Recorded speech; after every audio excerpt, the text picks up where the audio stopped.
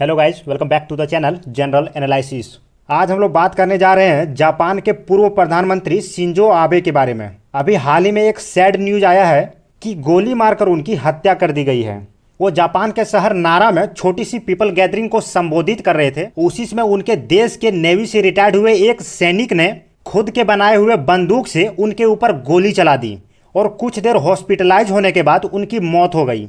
वैसे जापान में ऐसी घटना होना काफ़ी अनफॉर्चुनेट है, क्योंकि वहाँ पर ऐसी घटना होना रेयर है।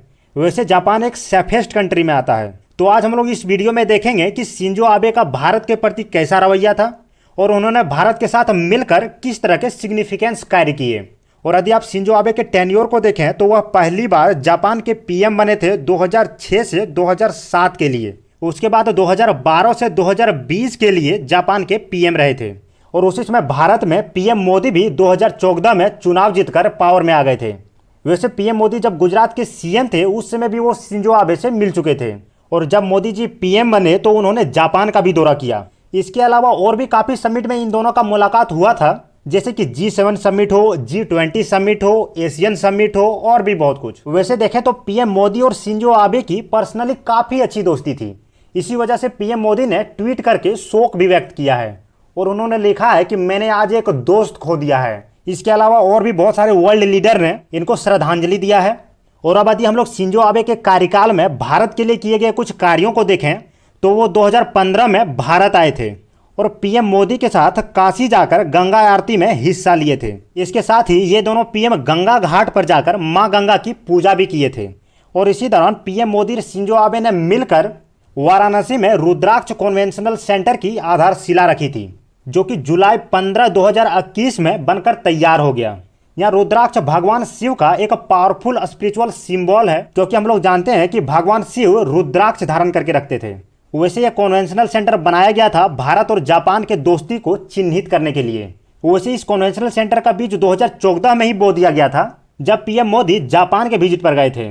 उस समय इन दोनों पीएम ने मिलकर Kashi Kyoto partnership city agreement पर हस्ताक्षर किया था, जिसमें मेंशन्ड था कि पोटेंशियल एरिया का पहचान किया जाएगा और उसका कल्चरल, आर्ट और एकेडमिक्स विकास पर ध्यान दिया जाएगा और इसके साथ ही सिटी के मॉडर्नाइजेशन पर भी ध्यान दिया जाएगा। और यदि शिंजो आबे के दूसरे भारत दौरे के बारे में बात करें तो वह गुजरात के अहमदाबाद गए थे और वहां पर साबरमती आश्रम जाकर गांधी जी से जुड़े हुए चीजों को देखा। और इसके साथ ही उन्होंने पीएम मोदी के साथ एक रोड शो में भी हिस्सा लिया था, जो कि अहमदाबाद एयरपोर्ट से शुरू होकर साबरमती आश्रम तक था। इसके साथ ही इन दोनों वर्ल्ड लीडर ने अहमदाबाद से मुंबई के बीच में बन रहे हाई स्पीड रेल प्रोजेक्ट का भी दौरा किया। और इन दोनों शहर के बीच में जो ट्रेन चलेगी उसे हम लोग बुलेट ट्रेन के नाम से भी जानते हैं। और यह बुलेट ट्रेन का प्रोजेक्ट जापान इंडिया के लिए खास इसलिए है क्योंकि जापान काफ़ी सारा पैसा इस प्रोजेक्ट पे लगा रहा है और भारत के इस प्रोजेक्ट पे जापान का इन्वेस्टमेंट लाने में शिंजो आबे का बहुत बड़ा हाथ है। वैसे जापान सिर्फ इस प्रोजेक्ट पे ही नहीं बल्कि हमारे देश के बहुत सारे प्रोजेक्ट पे इन्वेस्टमेंट करता है।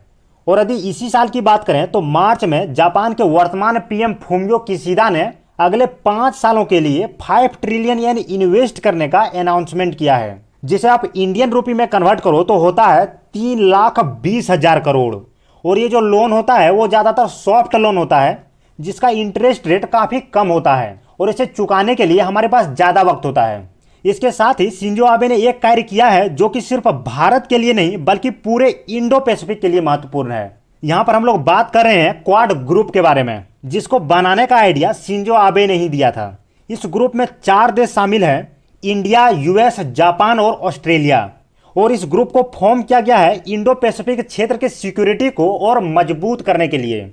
वैसे क्वाड का फॉर्मेशन 2007 में ही हो गया था, लेकिन 1 साल अच्छे से फंक्शनल रहने के बाद 2008 से लेकर 2017 तक इस पर कोई डेवलपमेंट नहीं हुआ। लेकिन 2017 में जब इन चारों देशों के वर्ल्ड लीडर फिलीपींस की राजधानी मनीला में एशियन समिट अटेंड कर रहे थे, उसमें क्वाड ग्रुप को फिर से रिवाइव करने के बारे में बात हुआ और फाइनली इन देशों के लीडर क्वाड ग्रुप को फिर से रिवाइव करने पर सहमत हुए।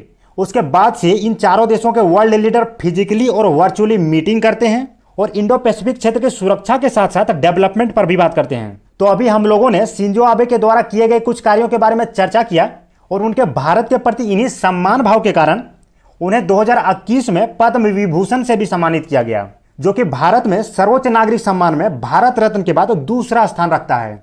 वैसे 2021 में टोटल 7 लोगों को पद्म विभूषण दिया गया था उनमें से शिंजो आबे जापान के पहले ऐसे पीएम थे जिन्हें पद्म विभूषण दिया गया था।